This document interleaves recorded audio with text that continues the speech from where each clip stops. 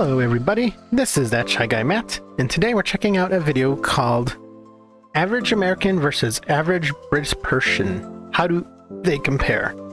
This is coming to me from, I think this is the Infographic Show. I've heard of this channel. I think I've seen like one video about the military once, but yeah, I thought I'd check this out. Obviously, Britain and America were like cousins essentially. Even though technically Americans, we have Canada, but for some reason we don't talk about our Canadian cousins.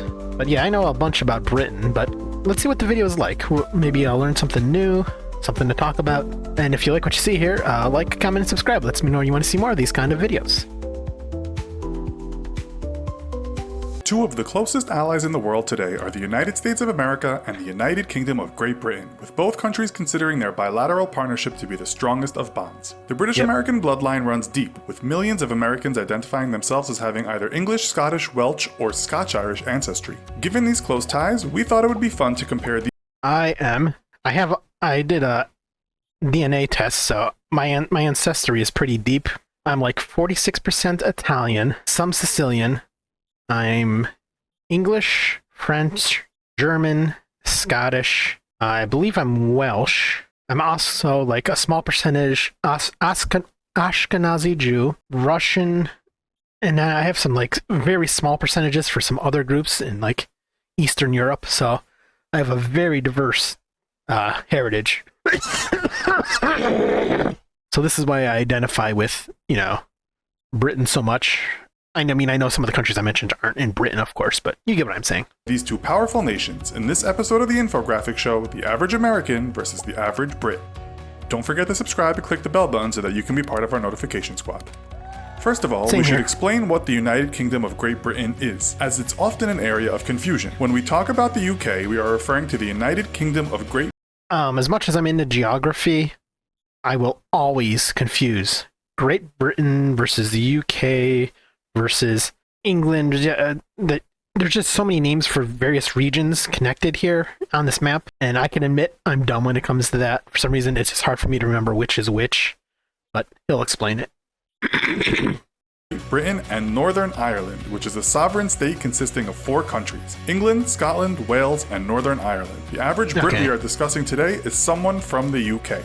In terms of ancestral relations, according to a Census Bureau American Community Survey, nearly 27 million people identified as being part English, over 5.5 million said Scottish, about 5 million said Scotch-Irish, and nearly 2 million said Welsh. Although Irish and German Americans make up larger portions of the US public, it's thought there are a lot more Americans that have Brit blood flowing through their veins but no longer consider themselves being anything other than a full-blooded American. With this in mind, we'll start with some comparisons of a physical nature. The average Brit stands just a fraction taller than the average American, with the BBC lately reporting that the average man in the UK is now 5 feet 10 inches and the average woman is 5 feet 5 inches. American men average 5 feet 9.5 inches and American women 5 feet 3.5 inches. Both countries are considered to be not so well proportioned when compared to other more developed nations, with a new report from the Institute of Health Metrics and Evaluation stating that the USA is in 18th place on the world's most obese nations list. Only Egypt was the other populous nation in the top 20 countries, which was filled mostly by countries in the South Pacific. The UK, however, might also need to get in shape, with reports stating that obesity is a national tragedy and that by 2025, I've heard the UK will Britain's be the catching fattest up. country in Europe. According to the Centers for Disease Control and Prevention's latest report, the average American male is now 195.7 pounds and the average woman is 168.5 pounds. The average British man is 186.2 pounds and the average woman is 154 pounds. Does the fact both countries are perhaps on the heavy side influence life expectancy? American men on average will live to 77.11 years, and American women 81.94. Citizens of the United Kingdom can expect to clock out at a similar age on average, with male life expectancy standing at 79.1 and female life expectancy 82.8. The median age, meaning half the country is older and half the country younger, is 37.8 in the USA for men and women, and right on 40 in the UK. Which country is making more babies at the moment? Current statistics state that the US and UK are similar here, with births per woman in America averaging 1.84 and in the UK 1.9. I'm curious when this video was made because... Okay, so this video was made 7 years ago. I'd be curious what the birth rates are now, because I know a lot more younger Americans aren't having kids anymore, so I'm curious. Marriage rates have decreased in many developed nations over the last few decades. I know According to that's the true too, CDC, yeah. In 2015, 6.8 people per 1,000 of the total population tied the knot in the USA, while in the UK that number was 4.5 per 1,000. Around 42% of UK marriages end in divorce, with almost half of US marriages ending the same way. On that sobering note, we'll take a look at money matters. In terms of industry, both nations are considered champions of the world, but according to the United Nations Economic Commission for Europe, the USA citizen grosses a higher salary than the average UK person. The average gross salary in the USA was the 5th highest in the world at $4,893 per month, while the Wow. UK sat in 14th place on the list with an average of $3,461 per month.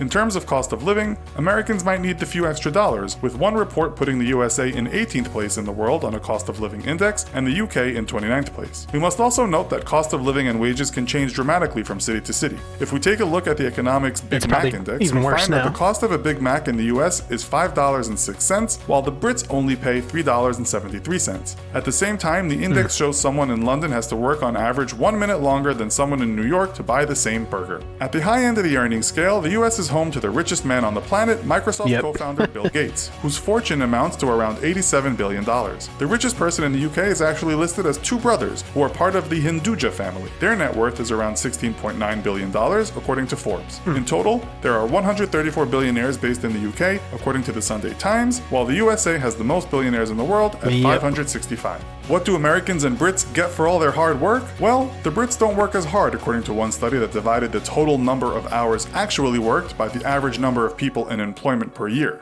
The USA was 16th on the list at 34.40 hours per week, and the UK was 24th on the list at 32.25 hours per week. The Brits also get more time off, with workers by law given Yeah. 5.6 weeks of paid vacation time. Yeah, exactly. British, you guys get so much more time off. And you also get, like, when you're pregnant, you get time off and you get all this, you get all kinds of stuff for having a baby. America's definitely not great with its workers. We may get paid more, but that's about it. There's a reason why Americans get burnt out of their jobs so quickly and feel so stressed, pardon me, and have so many mental health issues. It's terrible in America when it comes to work. Per year. In the US, there is no such law, and paid time off is an agreement made between the employer and the employee. The average paid days off in the US is said to be about 10 days, with that number increasing with the number of years in a certain job. The UK has less public holidays, though, at 8 days, with the US enjoying 10 national public holidays. Americans may work harder, but they also seem to be getting more for their buck. While the British public have been dealing with drastically increasing property prices, they also live in very small abodes. Studies have found that Yeah, Britain's this is houses true. on average are some of the smallest in Europe at around 818 square feet. American citizens on average can enjoy much larger living areas, with the average house size being around 2,160 square feet. The US also has more Yeah, I've impressive heard. I'll have to watch a video on that with the houses comparisons. I mean, I've seen houses in Britain and America, and they're definitely smaller. I've never really seen many videos of the inside of a British house, aside from like vloggers maybe. But yeah, I know the houses are smaller there, so. To be fair though, having a bigger house may seem cool. The bigger the house is, the more expensive the bills, the more you have to clean. So there's always a trade-off. Our house is a multifamily house. When my parents eventually so if half the people in our house were gone, this house would be way too big for just me and my wife. It's a lot to maintain. So having something necessarily bigger, it doesn't always mean better. vehicle ownership. America is third on the list of number of vehicles owned per 1,000 people at 797, excluding motorcycles and anything else on two wheels. The UK lies in 34th place on the same list with 519 vehicles per 1,000 people. Rising property prices. Yeah, I will say, my wife doesn't drive. She's trying to learn how to drive. It's a complicated situation. I don't drive. I'm not forbidden to drive, but my doctor highly recommends against it because I have so many health issues like seizures, and sometimes my vision blacks out. And you know, it's not good to be driving when your vision just decides to disappear on you. It's never good.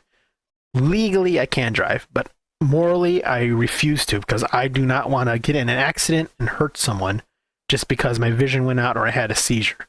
This in turn means it makes my life complicated because in America, we are very much car oriented and independent, and driving means independence. We don't have great public transportation here, even though I live near a big city in Ohio by Lake Erie. We do have public transport for buses.